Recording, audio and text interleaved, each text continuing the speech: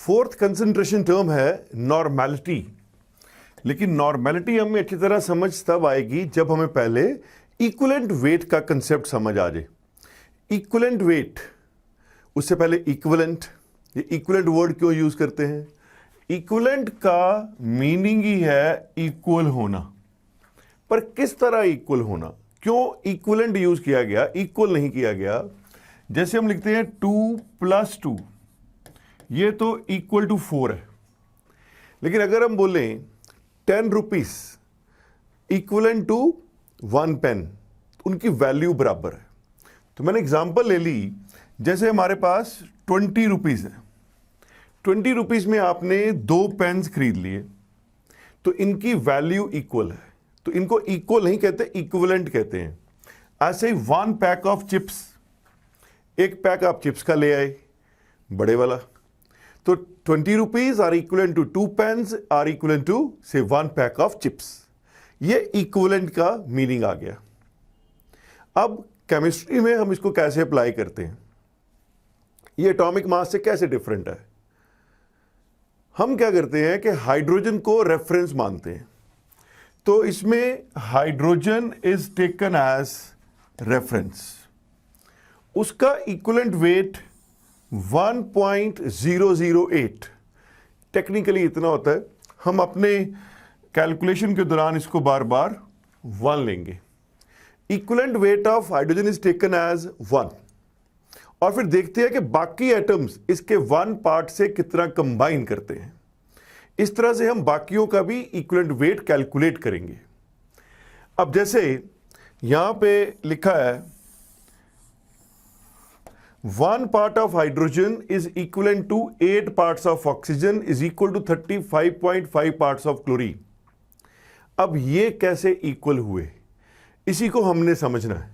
इसको हम ऐसे भी लिख सकते थे, hydrogen equivalent to oxygen equivalent to chlorine, तो 1 8 35.5। तो 1 part of hydrogen is equivalent to 8 parts of oxygen is equivalent to 35.5 parts of chlorine। कैसे हुए ये अब अभी हम अगले स्टेप्स में समझेंगे। जैसे मैं एक एग्जांपल ले रहा हूं, पहले मैग्नीशियम कंबाइन कर गया with sulphuric acid to form magnesium sulphate plus hydrogen. Now atomic mass of magnesium is 24, ये सबको आता है। Atomic mass of magnesium is 24। अब यहां पे हाइड्रोजन है in the form of H2, तो इसका मोलर मास हो गया 2। हमने इसको लिख लिया, इसका मोलिकुलर मास 2। अब देखिए 24 parts of magnesium combines with how much hydrogen, 2। हमने हाइड्रोजन को रेफरेंस माना हुआ है, तो 2 पार्ट्स ऑफ हाइड्रोजन कंबाइन करते हैं 24 पार्ट्स ऑफ मैग्नीशियम से, तो 1 कितने से करेगा? तो ये आंसर आ जाएगा 12। तो 24 एटॉमिक मास हो गया मैग्नीशियम का, और 12 हो गया इक्विवेलेंट मास। अब इक्विवेलेंट वेट ऑफ ऑक्सीजन निकालना है, तो मैंने क्या किया, एग्जांपल ले ली, combination of hydrogen with oxygen to form water, equation balance कर ली। अब इसमें अगर आप देखें तो 2H2 है, तो 2H2 का वेट आ गया 4, O2 है उसका वेट आ गया 32। अब 4 पार्ट्स कंबाइन कर रहे हैं विद 32 पार्ट्स, तो इक्विवेलेंट वेट क्या माना हुआ हाइड्रोजन का हमने? 1। तो 4 पार्ट्स कंबाइन करते हैं विद 32 पार्ट्स, तो 1 पार्ट विल कंबाइन विद, ये सॉल्व करोगे तो आंसर आ जाएगा 8। इस तरह आया कि 1 part of hydrogen will combine with 8 parts of oxygen, every time like this. अब क्लोरीन की एग्जांपल लेते हैं। Hydrogen combines with chlorine H2 + Cl2 to form 2HCl। अब यहां पे हाइड्रोजन का वेट आ गया 2, तो क्लोरीन का हो गया 71। तो 2 parts of hydrogen combine with 71 parts of chlorine, equivalent weight माना हुआ है 1, तो 1 पार्ट विल कंबाइन विद, इसको कैलकुलेट कर लो, तो ये आ जाएगा कैलकुलेट करके 35.5। तो अब ये डेफिनेशन पूरी हुई अभी आपकी कि hydrogen is equivalent to oxygen is equivalent to chlorine, 1 part 8 part 35.5 parts। तो ये तो हो गई basic definition of equivalent weight, that one part of hydrogen will combine with 8 parts of oxygen and with 35.5 parts of chlorine. अब equivalent weight हम कई तरह calculate कर सकते हैं, वो डिफरेंट केसेस हैं, वो सारे अभी हम स्टेप बाय स्टेप पढ़ेंगे। जैसे मैंने सबसे पहले ले लिया इक्विवेलेंट वेट ऑफ एसिड्स। अगर इक्विवेलेंट वेट ऑफ एसिड निकालना है, अब हमें क्या आता है निकालना, हमें एटॉमिक मासेस याद है या फिर वहां से मॉलिक्यूलर मास निकालना आता है, तो वहीं पहुंच जाएंगे हम। अब इक्विवेलेंट वेट ऑफ एसिड आ गया molecular mass by basicity, molecular mass by basicity. Basicity होती है number of replaceable H positive ion, word is replaceable, जो रिप्लेस हो सकते हैं। अब कैसे, बाय रिएक्शन विद बेस। जैसे एग्जांपल लें बेसिसिटी ऑफ HCl, इसमें कितने H पॉजिटिव आयन है, 1, तो बेसिसिटी इज 1। सल्फ्यूरिक एसिड है H2SO4, कितने H पॉजिटिव आयन है, 2, तो बेसिसिटी इज 2। अब इस पे ध्यान देना, यहां पे बच्चे गलती खा जाते हैं। बेसिसिटी ऑफ ऑक्जेलिक एसिड, अब इसमें 2 H आयन ये है और 4 हाइड्रोजन एटम ये हैं, तो हमें लगता है कि इसकी बेसिसिटी 6 आनी चाहिए। इसकी बेसिसिटी भी है 2। अब वो 2 कैसे आई, इस पे ध्यान देना। बेसिसिटी है combining capacity of acid with base. अब बेस के साथ एसिड का कौन सा पार्ट करेगा रिएक्ट, H पॉजिटिव आयन। अब जैसे हम लिखें ऑक्जेलिक एसिड, ये आ गया हाइड्रेटेड ऑक्जेलिक एसिड 2 वाटर, ठीक है, प्लस 2 NaOH, ये इसकी रिएक्शन हुई। अब एसिड के H positive ion they will react with OH negative ions of base, तो ये H आयन रिप्लेस हो गए विद Na, तो Na इसके पास आ गए, तो बना क्या हमारे पास COO Na और यहां पे भी Na, प्लस हो गया 4 वाटर, 2 पहले से थे, 2 और नए बन गए। तो कितने H आयन कंबाइन किए विद बेस, 2, इसलिए बेसिसिटी ऑफ ऑक्जेलिक एसिड हो गई 2। अब क्योंकि हमें बेसिसिटी कैलकुलेट करनी आ गई, अब हम इक्विवेलेंट मास भी कर सकते हैं कैलकुलेट। जैसे इक्विवेलेंट वेट ऑफ HCl, तो मोलर मास आ गया 36.5 डिवाइड बाय 1।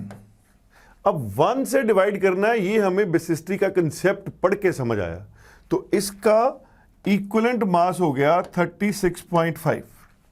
जब हम बात करते हैं सल्फ्यूरिक एसिड की, इसका मोलर मास आ गया 98 डिवाइड बाय 2, तो ये बन गया 49। मोलर मास आ गया 98, इसमें 2 H आयन है डिवाइड बाय 2। अब आ गया ऑक्जेलिक एसिड, तो इसका मोलर मास आ गया 126 डिवाइड बाय 2, तो इसका इक्विवेलेंट मास आ गया 63। Now you can have a difference between molar mass and equivalent mass. Equivalent weight of base, molecular mass by acidity. अब ये रिवर्स है एसिड से, एसिड्स की थी बेसिसिटी और बेस की है एसिडिटी। अब एसिडिटी क्या होती है, it is number of replaceable OH negative ions, OH negative ions present in A base. जैसे एग्जांपल लें NaOH, तो इसमें सिर्फ एक ही OH नेगेटिव आयन है, तो इसकी एसिडिटी आ गई 1।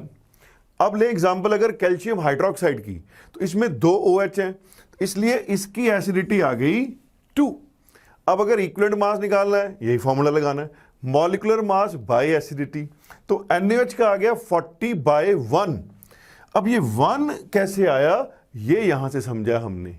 तो इस केस में इक्विवेलेंट मास और मोलर मास सेम है, तो आंसर आ गया 40। अगर हम बात करते हैं कैल्शियम हाइड्रोक्साइड की, तो उसमें इक्विवेलेंट वेट आ गया 74/2, तो आंसर आ गया 37। तो इस केस में इक्विवेलेंट मास और मोलर मास अलग अलग है। अब नंबर 3 पे आ गया इक्विवेलेंट वेट ऑफ सॉल्ट, तो शुरू वहीं से करना है, molecular mass divide by total positive और नेगेटिव वैलेंसी।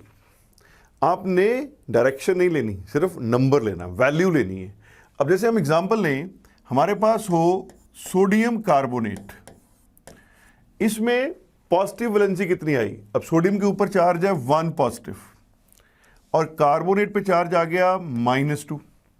अब 2 सोडियम है तो टोटल बिकम्स +2। अब टोटल चार्ज जो है ना पॉजिटिव वो है +2 और नेगेटिव हो गया -2। तो आपने यहां पे 2 लेना, टोटल पॉजिटिव और नेगेटिव वैलेंसी। अब जैसे इसका इक्विवेलेंट वेट करना हो कैलकुलेट, तो इसका मोलर मास आ गया 106, तो 106 डिवाइड बाय 2, तो आंसर इज 53। अब मॉलिक्यूलर मास है 106 लेकिन इक्विवेलेंट मास है 53। नंबर 4 पे आ गया इक्विवेलेंट वेट ऑफ आयन। अब अगर आयंस का इक्विवेलेंट वेट निकालना है तो इसके लिए फॉर्मूला है एटॉमिक मास और मॉलिक्यूलर मास। वो डिपेंड करता है कि आयन सिंपल है कि कॉम्प्लेक्स है। एटॉमिक मास और molecular mass divide by valency. अब जैसे एग्जांपल लें, equivalent weight of cuprous ion, अब ध्यान देना Cu1 पॉजिटिव, वैलेंसी है 1, तो 63.5 इसका एटॉमिक मास है कॉपर का, डिवाइड बाय 1 क्योंकि वैलेंसी 1 है, तो इसका इक्विवेलेंट मास भी सेम आ गया 63.5। लेकिन अगर हमारे पास आ जाए क्यूपरिक आयन Cu2 पॉजिटिव, अब डिवाइड करेंगे बाय 2, तो इक्विवेलेंट मास हो गया 31.75। अब एक जैसे एग्जांपल ले लें कार्बोनेट आयन, इसका हमने इक्विवेलेंट मास निकालना हो तो इसमें मोलर मास ऐड कर लो, ये कॉम्प्लेक्स आयन आ गया। ये मैंने एग्जांपल ली सिंपल की, ये आ गई कॉम्प्लेक्स की, तो ये बन गया 12 और 3 ऑक्सीजन है 48, 12 + 48 आ गया 60, तो इसका इक्विवेलेंट मास आ गया 60/2, तो आंसर आ गया 30। आंसर आ गया 30। अब नंबर 5 पे आ गया equivalent weight of oxidising agent और रिड्यूसिंग एजेंट। ऑक्सीडाइजिंग और रिड्यूसिंग एजेंट आपने पढ़ा हुआ है। रिड्यूसिंग एजेंट वो हैं जो इलेक्ट्रॉन लूज करते हैं और ऑक्सीडाइजिंग एजेंट्स उनको बोलते हैं जो इलेक्ट्रॉन्स गेन करते हैं। तो यहां पे नंबर ऑफ इलेक्ट्रॉन्स लॉस्ट और गेन्ड कैलकुलेट करने हैं। तो equivalent weight of oxidising agent ये आ गया molecular mass over number of electrons gained in the reaction, number of electrons gained in the reaction. और अगर रिड्यूसिंग एजेंट आ गया तो वहां पे यही फॉर्मूला बन जाएगा number of electrons lost in the reaction. Oxidising में गेन्ड, रिड्यूसिंग में लॉस्ट, क्योंकि वो नंबर तो इक्वल आना है। अब जैसे हम कैलकुलेशन करें, अब जैसे ये मैंने एक इक्वेशन लिख ली, permanganate ion plus ferrous ion 8H ions forming manganese, ferric and water, equation balanced है। अब यहां पे अगर हम ऑक्सीडेशन नंबर्स कैलकुलेट करें, ये आ गया -2 और ये आ गया +7, तो मैंगनीज +7 से बन रहा है +2, +7 से +2। How it is possible? This is possible bye gain of 5 electrons, तो ये 5 इलेक्ट्रॉन्स गेन करेगा। अगर हम फेरस पे ध्यान दें, ferrous is changing to ferric, Fe2 positive to Fe3 positive. This is possible by loss of 1 electron, तो यहां पे 1 इलेक्ट्रॉन का लॉस है टोटल, क्योंकि इक्वेशन में बैलेंस होना है, लॉस गेन बराबर आने हैं, तो इनटू कर दिया 5, तो ये 5 इलेक्ट्रॉन्स गेन कर रहा है, ये 5 इलेक्ट्रॉन लूज कर रहा है। अब हमने इनके इक्विवेलेंट मासेस निकालने हैं।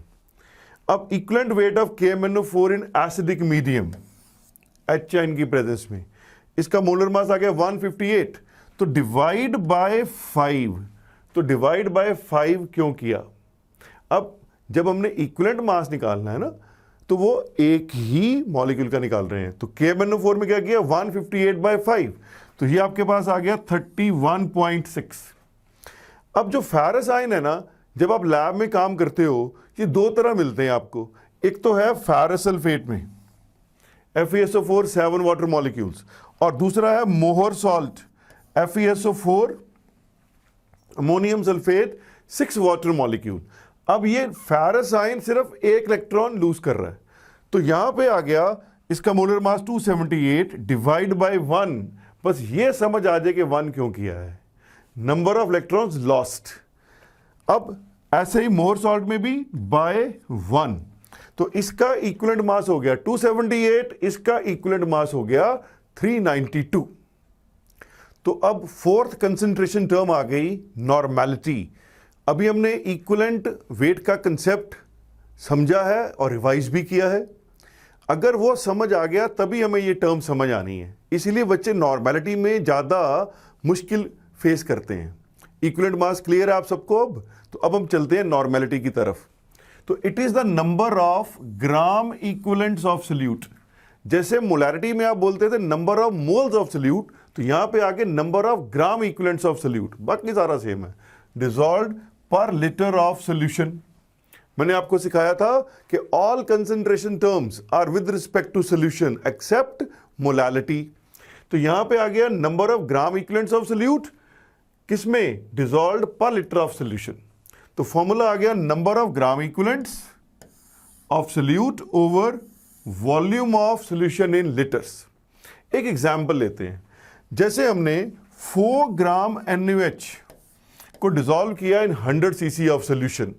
100 cc ऑफ सोल्यूशन अब देख के आए हो, मोलैरिटी में मैंने वॉल्यूमेट्रिक फ्लास्क लेके समझाया था। तो यहां पे 100 cc ऑफ सोल्यूशन आ गई।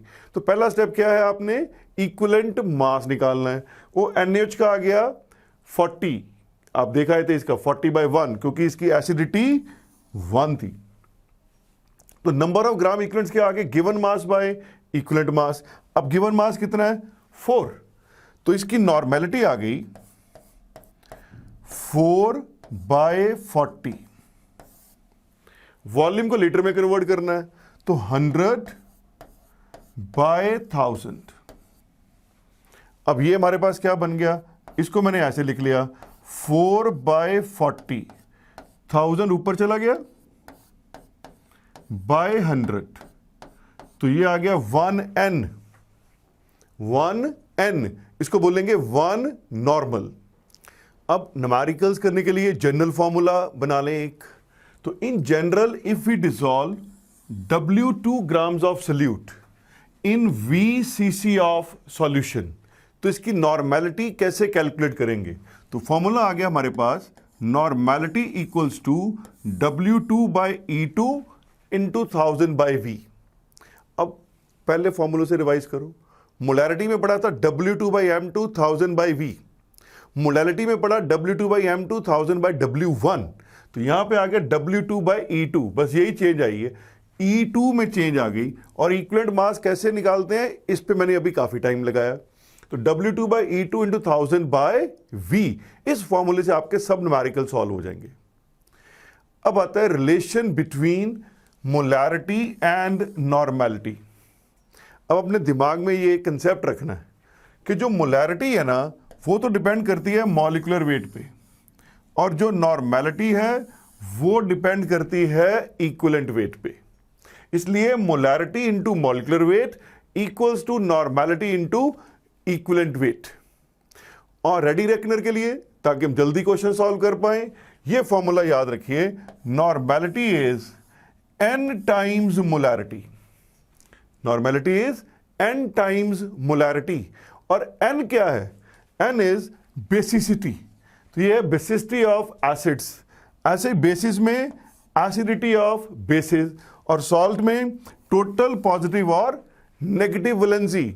और जब आ जाएंगे ऑक्सीडाइजिंग और रिड्यूसिंग एजेंट्स, तो वहां पे आ गया नंबर ऑफ इलेक्ट्रॉन्स लॉस्ट और गेन्ड। ऑक्सीडाइजिंग एजेंट में गेन्ड और रिड्यूसिंग एजेंट में लॉस्ट। अब हम ले रहे हैं relation between normality and volume. के सॉल्यूशंस अगर हमारे पास हैं, हम उनको डाइल्यूट करते हैं, तो डाइल्यूशन से नई सॉल्यूशन की नॉर्मेलिटी आप कैसे निकाल सकते हैं, या मोलैरिटी आप कैसे निकाल सकते हैं? उसके लिए हमारे पास फॉर्मूला है नॉर्मेलिटी इक्वेशन। अगर हम नॉर्मेलिटी की बात करें, शुरू में जो इनिशियल नॉर्मेलिटी है मान लो N1 है, वॉल्यूम उसका V1 है, और जो नई सॉल्यूशन बननी है उसकी नॉर्मेलिटी N2 आ गई और वॉल्यूम हो गया V2। तो फॉर्मूला बन गया N1V1 इक्वल्स टू N2V2। अब क्वेश्चन आपको ऐसे मिलेंगे, अभी हम इस कंसेप्ट की बात करेंगे, कि इनिशियल नॉर्मेलिटी वॉल्यूम गिवन है, तो फाइनल स्टेट में नॉर्मेलिटी क्या होगी या वॉल्यूम क्या होगा, ऐसे क्वेश्चन बनेंगे। इस इक्वेशन को बोलते हैं normality equation. N1V1 equals to N2V2। ऐसे ही पैरेलल बनेगा M1V1 इक्वल्स टू M2V2। इसे हम बोलते हैं डाइल्यूशन फॉर्मूला भी, डाइल्यूशन फॉर्मूला, कि जब डाइल्यूशन करेंगे तो फिर किस फॉर्मूले से क्वेश्चन सॉल्व होगा। तो N1V1 equal to N2V2, M1V1 equal to M2V2। अगर किसी इक्वेशन में नंबर ऑफ मोल्स इक्वल ना हो तो फिर हमें फॉर्मूला लगाना पड़ेगा M1V1 ओवर N1। नॉर्मेलिटी में बाय N1 नहीं किया क्योंकि वो इक्विवेलेंट मास में पहले ही आ जाना है, अकाउंट फॉर हो जाना है। अगर मोलैरिटी में लगाते हैं और दोनों के मोल्स यानी कि जिनको मिक्स कर रहे हैं वो इक्वल नहीं है तो फिर इससे डिवाइड करना पड़ेगा, तब आंसर सही आएगा। ये कब बनेगा? जब दोनों तरफ इसकी वैल्यू सेम हो जाए। तो M1V1 bye N1, M2V2 bye N2। जैसे आप देखिए, अगर हम बैलेंस करते हैं सल्फ्यूरिक एसिड और KOH को, तो इसको बैलेंस करते वक्त यहां पे 2 KOH आएगा। तो अगर इस केस में आपने ये इक्वेशन लगानी हो तो सल्फ्यूरिक एसिड का 1 मोल और KOH के 2 मोल, तो मोल्स इक्वल नहीं है, तो यहां पे लगेगा फॉर्मूला बाय N1 N2। अगर हम दो सॉल्यूशन मिक्स करें और तीसरी सॉल्यूशन की कंसंट्रेशन निकालनी हो तो फिर फॉर्मूला बनेगा N1V1 plus N2V2 equals to N3V3। अब जो V3 है वो क्या होगा? दोनों सॉल्यूशंस के वॉल्यूम का सम। तो V3 जो है it is practically equals to V1 plus V2। तो N3 आ गया V1 प्लस V2। ऐसे ही मोलैरिटी में आ जाएगा M1V1 plus M2V2 equals to M3V3। अब जो V3 है वो फिर क्या किसके बराबर आया? वो आ गया V1 प्लस V2 के बराबर। तो अगर यहां से N3 निकालना हो, इसको उठा के नीचे ले आए, तो ये बना N3 is equal to N1V1 plus N2V2 divide by V1 plus V2, that is nothing but V3। ऐसे ही मोलैरिटी में हम सॉल्व कर सकते हैं। अब मैं कंपटीशन के एंगल से एक और फॉर्मूला आपसे शेयर करने जा रहा हूं। जो हमने पढ़ा है उसको मॉडिफाई कैसे कर सकते हैं। आपने फॉर्मूला पढ़ा है मोलैरिटी W2/M2, वो होते हैं number of moles of solute. तो N into 1000 by V, N into 1000 by V। अब मैंने क्या किया, ये V उठा के इधर ले जाते हैं, हम यहां से नंबर ऑफ मोल्स कैलकुलेट करते हैं। V ऊपर चले गई, 1000 नीचे आ गया, तो ये बन गया N equals to M into V by 1000। 1000 means 10 raise to power 3। अगर इसको ऊपर ले गए तो वो बन गया 10 रेज टू पावर -3। अब 10 रेज टू पावर -3 क्या होता है? मिली। तो अगर हम इसको हटाएंगे तो मिली लिख सकते हैं। तो इसका मतलब ये निकला कि N equals to M into V, वो क्या बन गया? मिलीमोल्स। तो आपकी कैलकुलेशन फास्ट हो जाएंगी ऐसे, M into V that becomes millimoles. इसके पैरेलल चलनी है नॉर्मेलिटी, वहां पे हम नंबर ऑफ इक्विवेलेंट लेते हैं, तो इक्विवेलेंट्स जो इतने बनेंगे वो निकाल लेंगे। तो N equals to equivalent into 1000 by V। अब हमने इक्विवेलेंट निकालने हैं, V ऊपर 1000 नीचे, तो इक्विवेलेंट आ गए N इंटू V बाय 1000। फिर वही जैसे ऊपर किया है 10 रेज टू पावर 3, ऊपर जाके बन गया 10 रेज टू पावर -3, तो वो बन गया हमारे पास मिली। इसका मतलब अगर हम N इंटू V कर देते हैं तो वो बन जाएंगे मिली इक्विवेलेंट्स। इसको याद रखना है कि M into V is millimoles और N into V is milli equivalents.